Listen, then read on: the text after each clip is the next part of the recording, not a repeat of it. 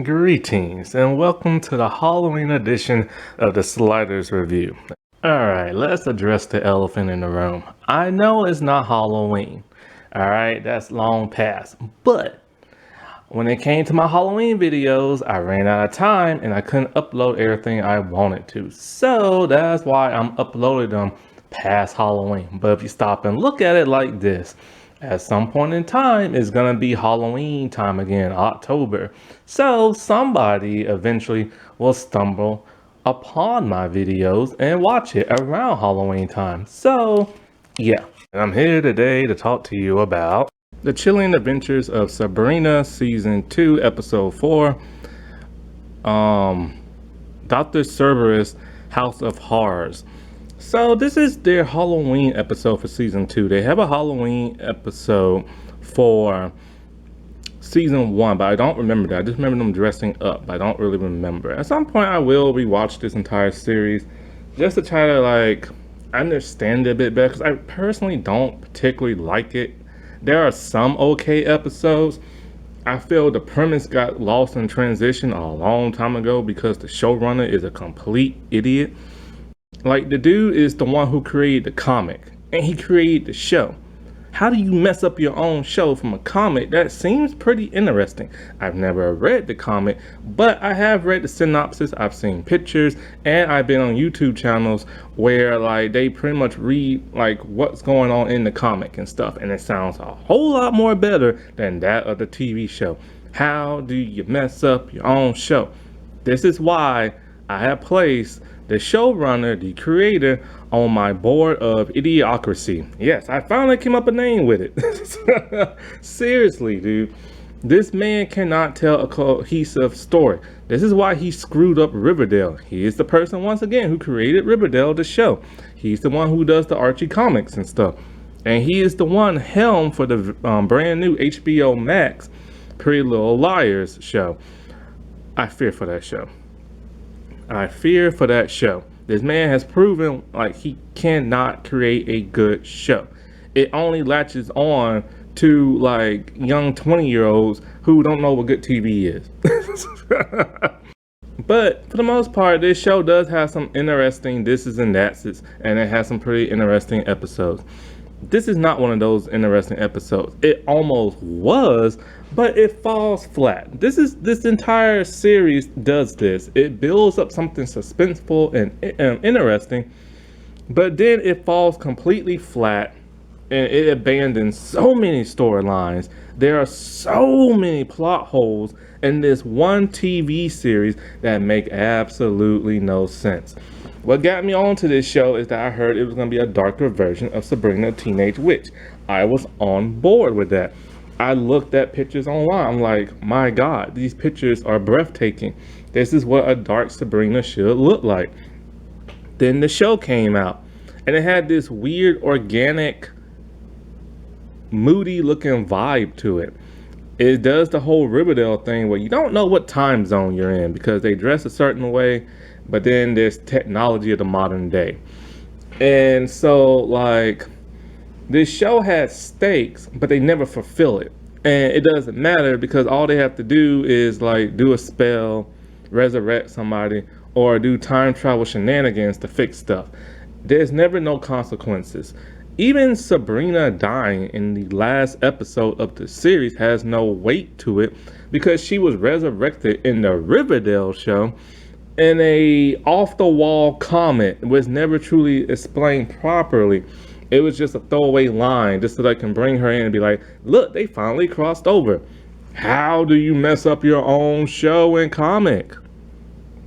So this episode starts off, it's a rainy day. Oh, by the way, this is an anthology episode. And anthology episodes are cool. And like I said before, some of the stories that you're about to hear are very interesting, but they just fall flat. And it has been done better on even a kid's horror show like The Haunting Hour, which I will give examples to later. So this episode starts off, it's a rainy day in Greensdale. Over at the Dr. Cerberus store, which is run by like Hilda, and wait, is Hilda that one was Zelda? Yeah, Hilda. Okay, so I'm trying to think. Hilda is run by Hilda and her boyfriend. Her boyfriend is one of the worst characters on this show because they do interesting things with him, but it has no weight because they fix it within like a matter of moments.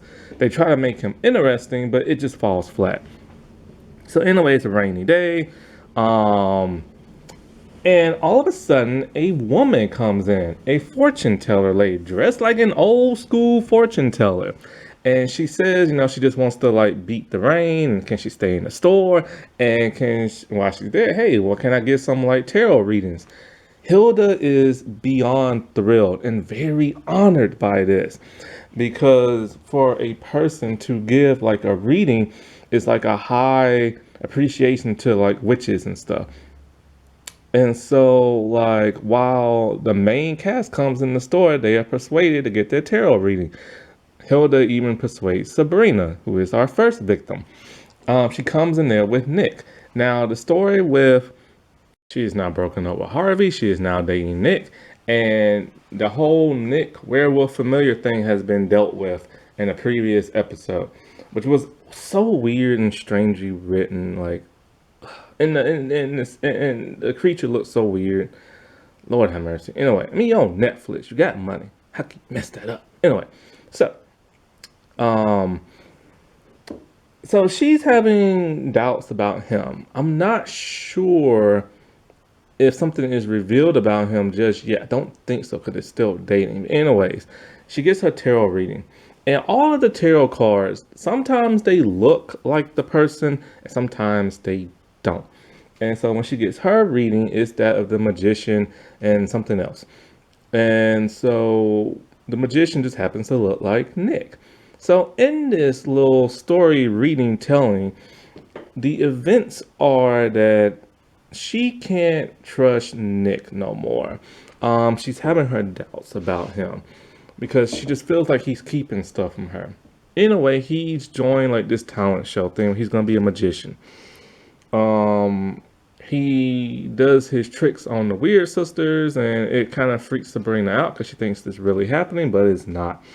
So in the last trick, she decides she's gonna volunteer. And so he's going to make her levitate. So he does. He makes her levitate up into like the air.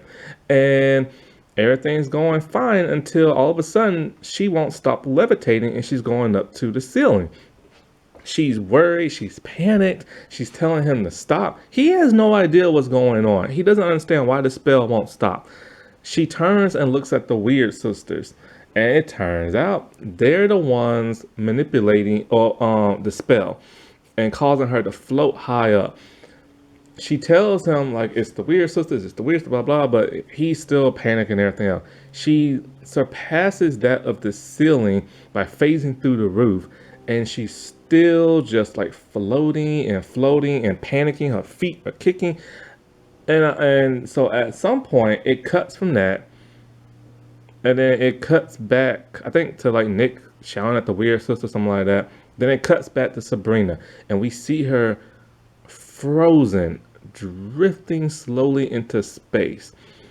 And then all of a sudden, the reading is over, and she's back to like we're back to like the tarot reading lady and stuff. And so Sabrina's all like, that would never happen and everything, blah, blah. I trust Nick and blah, blah. And this is just a reading. It's not like it's the future or nothing like that. And so the lady tells her, I wouldn't be so sure. And, and these cards and don't never lie. And they say, don't trust them, don't trust them. Now this causes her to have doubt about him and everything. So much doubt that like she tells him, don't trust the weird sisters and this and that. Now, I will say a positive for this tarot reading. It didn't feel spooky or scary for the most part.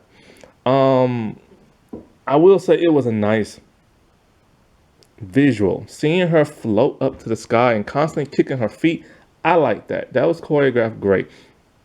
Then also what was choreographed great was the visual illusion of her body being frozen and her slowly turning around, drifting in space. That was beautiful.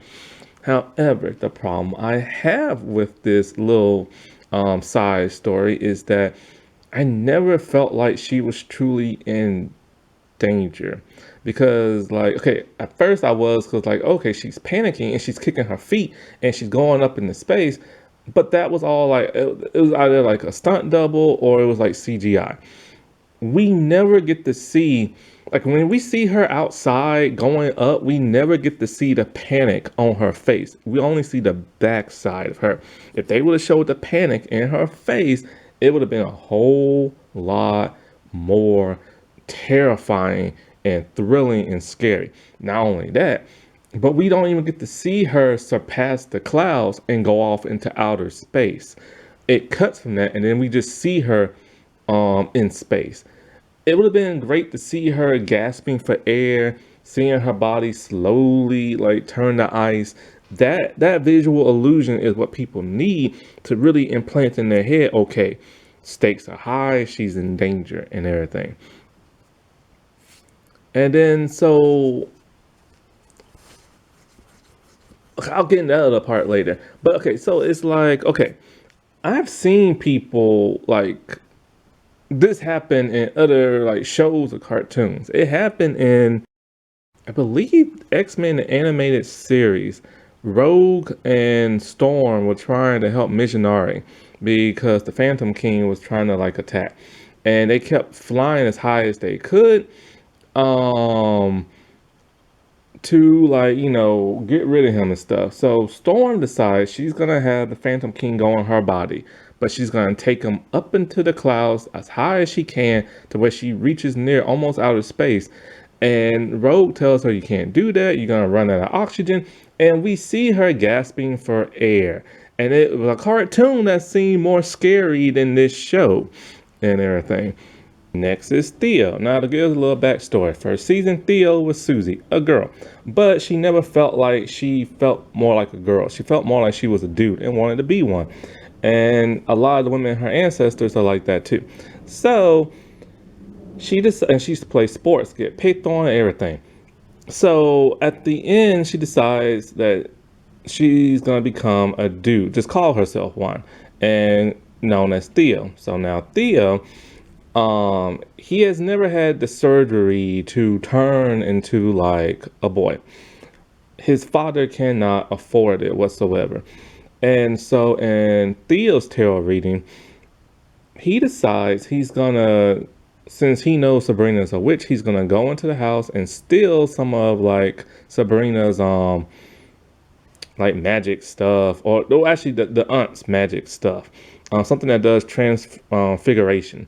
So like he puts it on his body, and then when he wakes up in the morning, he is now a dude, muscular physique, everything, voice has changed, everything. He is now thrilled and happy. He's on the sports team, and everybody's treating him fairly now. But then all of a sudden, he notices his fingers start to look a little funny. They have vines on them. He pulls back the sleeve, and his arm has turned into that of a tree-like branch type thing. A tree, a plant, something like that. Then he has to confess to Hilda and everything. And so, because his entire like right arm has turned into that of like, I don't know, it looks more like a moss plant than it does a tree, but whatever. Some type of plant thing, a plant moss, let's go with that. And so his dad comes with a hatchet. Now, what's interesting is this is like one of the last times we ever see his father. After that, he's never shown again. And so the only way to cure Theo is to chop off the parts that's turning into like a plant. He doesn't want to. He wants to be a boy. He has struggled all his life as a girl to want to just be like a dude. And this is heartbreaking for him because he finally had his wish only for it to backfire. So with the chop, boom, arm comes off. He's asleep in the bed, distraught because he knows like, his dream is about to go like wither away. But then his crotch starts to itch. I'm not joking. So he scratches it. And then something feels funny. He pulls back the sheets and boom, his legs have turned into some weird plant thing. The look of and then he screams in fear, only to wake up from like the tarot reading, check his arms and everything else to, like see if everything's okay. He's very freaked out by this. Now, this was probably the scariest one of all the tarot readings, next to that of Roz. But Roz kind of fell a little flat. They all fall flat. What's so scary about this is that the visuals, like this show does have good visuals when they put in the money. The hand turned into a plant, that was striking. But what was terrifying is when he pulled back the sheets and all you saw was those legs.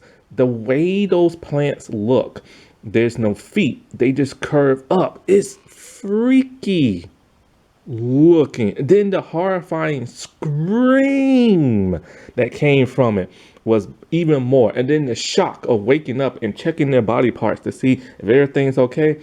That was great. Only problem is I wish they could have went further with that.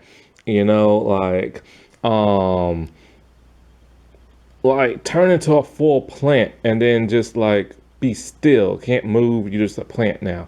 And the only thing that's moving is your eyes. That would have been cool, you know what I'm saying? So for the most part, that's an okay story. I like that one. Also, I wish we could have seen more of the struggle with him being all like, I don't want to turn back into a girl and stuff. It was only briefly like fluffed over, you know what I'm saying? And the dad just seems okay with everything. He seems to understand what magic is all of a sudden and all this other crap. And so that was kind of weird. It would have been nice to have some dialogue between Theo and the dad saying, like, I know you want this surgery so bad, but we can't do it. And now look what happened to you. Like they should have had some kind of like either huge discussion about this that was meaningful, and they didn't because the showrunner doesn't know how to do that. Next is Roz. Her backstory is that in season 1, she was a high-strung feminist. But then that quickly goes away in season 2, the moment she gets like a boyfriend and stuff. And no more feminism with her. And so in season 1, she started to go blind. Why? Because all the women have been cursed by witches in their family line to go blind. But in some type of weird backfire thing, they get this premonition sight called the cunning, which they can see into the future when something bad is about to happen. And so she doesn't want to turn blind. She's very upset about that. She's also dating Sabrina's ex, Harvey, which I still think is the weirdest thing ever. Similar to that of George and like Nick from like Nancy Drew. Like it just, there was never no complication, never no juice behind all that, no good drama. Anyway, so she wants to have laser eye surgery to correct her blindness. But her blindness isn't natural, it's due to magic. But anyway, she wants surgery. And so her dad cannot afford it. Her dad's a nice dude, but he tells her the church is going to pay for it. He's not going to borrow the money, they're just going to give it to him. This upsets her because, like, the church has done that before because of their financial situation. Now, you'll never know they're financially stricken because it's never mentioned in the show. But apparently they are and stuff. And so, like, she doesn't like the idea of the church just giving money. I think they paid for, like, his car, paid for their rent at one time, stuff like that. But Harvey convinces her that, she needs this surgery and the church is willing to do it, just accept it. So she does it. And she can see again. She's happy. She's constantly making out with Nick. No, not Nick. Harvey. I'm getting the mix up. Constantly making out with Harvey. And then so she does some type of volunteer thing for the blind because she wants to give back. Because he tells her, you can always give back to the church by volunteering and doing this or raising money or something like that. So that's what she does. And so she starts to volunteer at this blind center. And as she's there with this young girl who is blind, the young girl says something creepy. She's all like, oh, you know what happened, how I got blind, you took my eyes. And she's all like, what? She's all like, the surgery you had, where do you think they got my eyes from? And then she started walking up towards Roz in a very scary manner, and boom, it ends. And it's back to her doing her tarot reading. And I'm all like, that's it? It falls flat like that? You just have her be spooky and walk towards her and that's it? Like, give more, like, you know what I'm saying? So that kind of fell flat for like me. This has been done better twice on two completely different shows. One is The Haunting Hour, The Red Dress. I've talked about this twice on my channel. Once in the Haunting Hour rundown video and in the Halloween episode titled Red Dress. Anyway, go watch those. It's cool. Anyway, so in Red Dress, there's a girl who is poor, dirt poor, and she wants this guy who is not poor, very rich. And so she's in the thrift store and she sees a red dress. She thinks it'll be great for this ball they're gonna have, and she can finally like score her dude. So she steals it by mistake because she got scared and panicked. Now she got scared and panicked because the woman who works there is blind. And so she keeps the dress after her friend tells her to turn it back. She doesn't want to. She keeps now getting dates with the dude she likes. She goes to like the little ball thing. And throughout the entire episode, she is haunted by the blind lady, and it creeps her out. She keeps hearing her footsteps, her little tap, tap, tap with her walking stick. And she keeps seeing her face in mirrors talking about, "You must pay." It totally freaks her out. Then, when she's at the little ball thing, she's finally happy with the guy she's dancing with, only to see the visions of like the blind lady. It spooks her to where she runs home. Then she hears like a tap, tap, tap. And then she tells the lady, "You can have your dress back," only to get like grabbed and pulled into her room. She wakes up in the morning. She's talking on the phone and she tells her friend, "Why are you calling me so late?" And her friends are like, "It's 11 o'clock in the morning." She freaks out and panic because she can't find her glasses and she can't see. She looks in the mirror and she's all like, "I can't see, I can't see." And then she screams terrifyingly when you see her eyes are missing. Then it cuts from that to the thrift store and we see the blind lady. She blinks her eyes and she has eyes now and she can see. And then she has the girl's glasses talking about everybody must pay. That is more creepy than what the Chilling Adventures of Sabrina did. There's an episode in season 4 of Sliders where they go to a world where when the rich needs body parts that have been like severed from their bodies, what they do is that they clone people and then they take those body parts from the clones. They have no problem with that. Only problem is these clones have feelings and personalities and a consciousness. And so the moral story of this episode is, why create life just to mutilate it to give to the rich and the wealthy? It's a very powerful story, especially when one of the rich dudes loses his eyes and his father wants to take the eyes from a clone, but they mistake the clone from an actual real person. It's very gripping, it's very emotional, and it did it a whole lot better than the Chilling Adventures of Sabrina, and this show came out in the 90s. So Zelda comes into the store. Now, Zelda's story arc is that she's really rude to like everyone, especially her sister. She helped give birth to Father's Blackwood's child, but here's the problem: there was twins, and in which culture, if you have twins and the girl is born before the boy, the girl must die. She didn't want that to happen, so she hid the girl, got rid of it. But she wanted to keep the child, but because she wants to be a mother, but she couldn't because some weird, stupid Christmas shenanigans and stuff. So anyway, some reason she's gonna marry Father Blackwood. I forget why. And so like her premonition is that he cheats on her. And so because of that, she's embarrassed and everybody's making fun of her. She's a very proud woman and everything. To have everybody laugh at her is embarrassing to her. So she wakes up and that's that. That's not scary. That's not scary at all. So what was the point of even showing that? Now, there is an Easter egg when it comes to Zelda. When she's talking to her sister, she walks away. When she walks away, the camera pans to a sign that says LGBT. This is hinting, foreshadowing that she is going to turn into a lesbian in the next season and stuff, which makes no sense because she's about as straight can be. And all of a sudden now she's a lesbian. And not only is she a lesbian, but she's a lesbian with a woman she absolutely hates and everything. And so then it turns out the woman that she's messing around with is actually really a man using a glamour spell to look like a female. So technically, she wasn't even really with a woman and everything. Why? Because the showrunner has no idea what he's doing. Period. Oh, another Easter egg. When everybody's getting their tarot reading, there is a picture of Wonder Woman in the back. Why? Because the woman who plays Hilda was in the first Wonder Woman movie and cameo in the second. Harvey is next up, and he gets the card of the Fool. And so,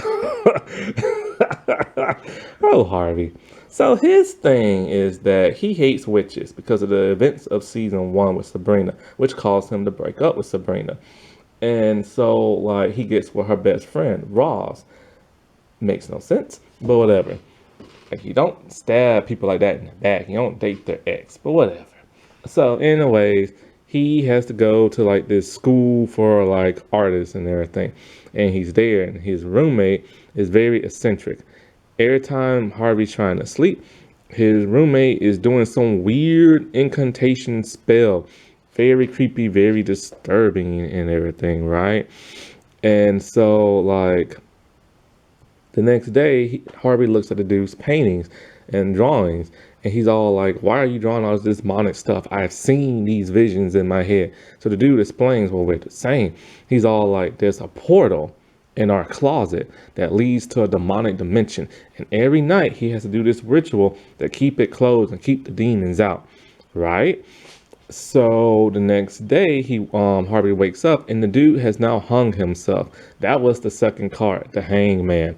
The dude, his roommate, just gave up his life. I guess he figured, I'm tired of doing this every night. Since this dude has the vision, he can keep it up. So what does Harvey do? Like a fool, he opens up the door to the closet to the other dimension. And it's a demonic dimension and everything. And he wakes up. That's it. Nothing creepy, scary happened. They didn't try to kill him. Nothing. They didn't like flood our world. Nothing. Absolutely nothing. And that's supposed to be scary. It had a great premise, but it fell flat. Last but not least, it's Ambrose time. And he walks in with a cocky attitude, talking about, I don't need no reading. I got everything I could ever wanted. I'm talented, I have great looks, and I have an amazing boyfriend. And then the tarot card reading's all like, oh, he's gone. And he's like, no, he's on the way on a mission. She's like, nah, he's gone. There's a reason for that. He gets his tarot reading. Now, the thing about him is that he's pansexual. And like, he's about, 90 or 100 years old, because 70 years of his life he'd been in prison. He tried to do something bad, and so he wasn't allowed to leave the house. He ended up getting with the dude from that's a warlock and everything, and he's been happy, and he helps Sabrina out every way he can. And so he was instructed by Father Blackwood at one point, I think, to spy on his family in the first season, I think. No, wait. No, wait. His boyfriend, I think, was instructed to spy or something like that. But he still dated him after that. I think, and then Father Blackwood, the thing about Ambrose, he wants to join the Judas Society. He wants to get his life back in order. He wants to leave his house when he wants to, and this and that.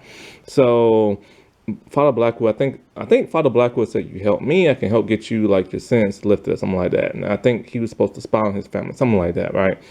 Anyways, his reading is that Father Blackwood said, in order for you to be in the society, you have to do something for me. He places Ambrose under a spell, and together they craft a wand, which Ambrose uses.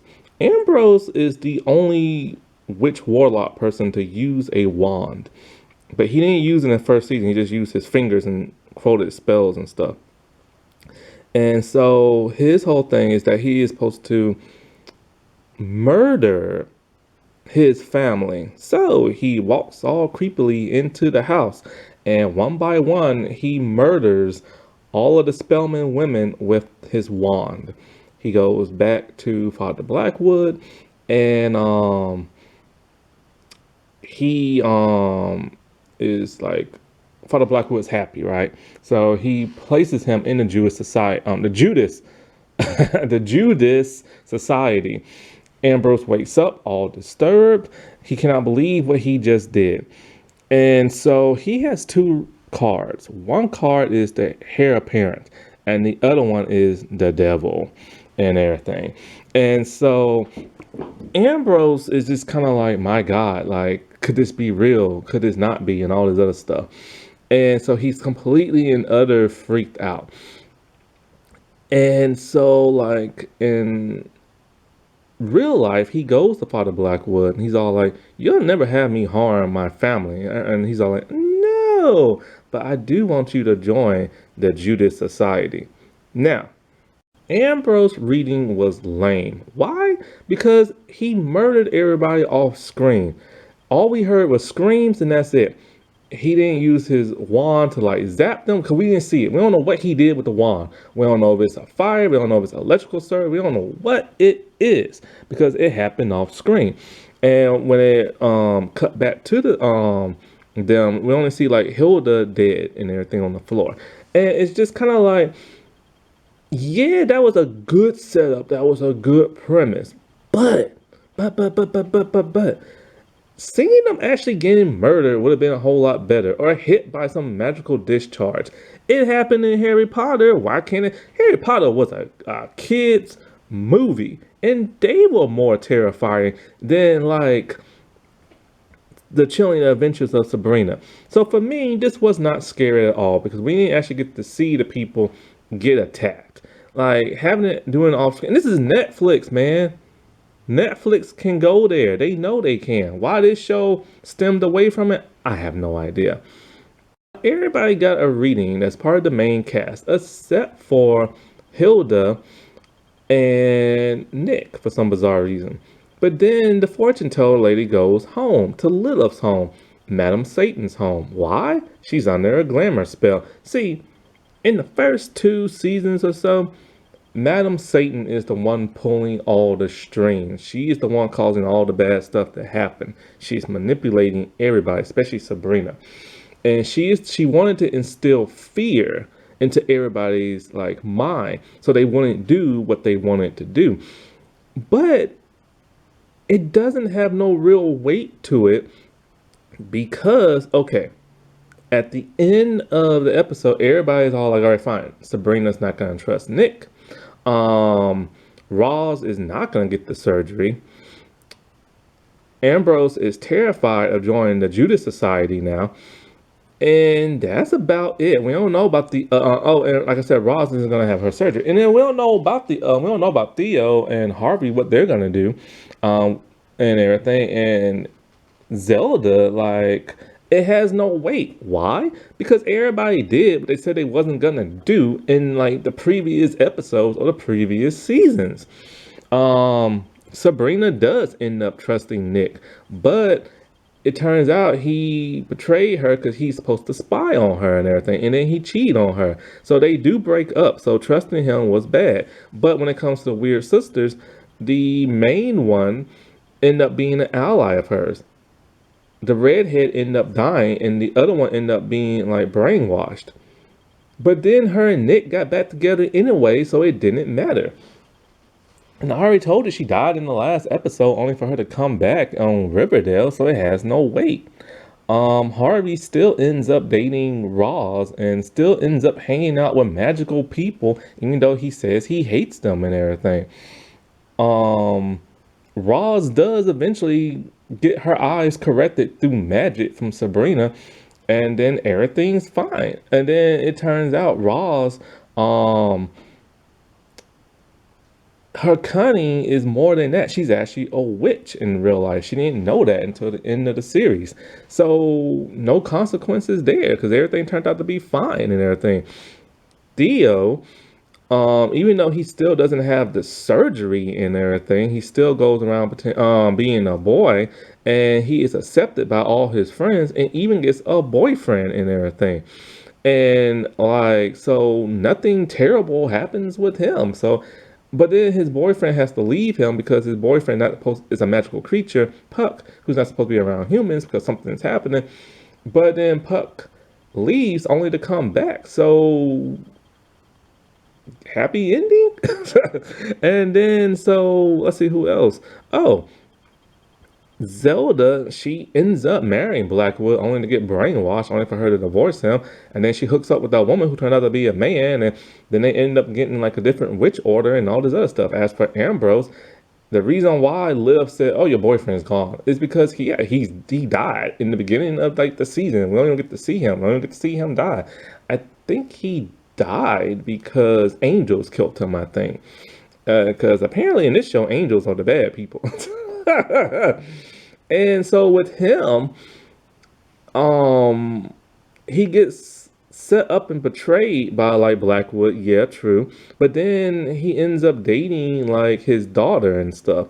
And then they end up like trying to like right the wrongs of like her father and everything and bring him to justice and all this other stuff. And he still has that wand that he crafted in that dream like tarot reading, because like I said before, he is the only warlock witch person to use a wand.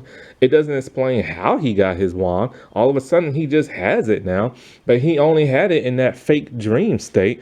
So, and he still does what he does, and no consequences, no weight, everything gets resolved, and all, and it doesn't matter. So what was really the point in Lilith like instilling this fear into everybody, because nobody stopped doing what they said they was gonna do? So that's why this episode is kind of pointless, and it was kind of written flat, and it's just kind of like, it wasn't scary. Like I've seen other stuff similar to this that has been very, very scarier, and this show always falls flat.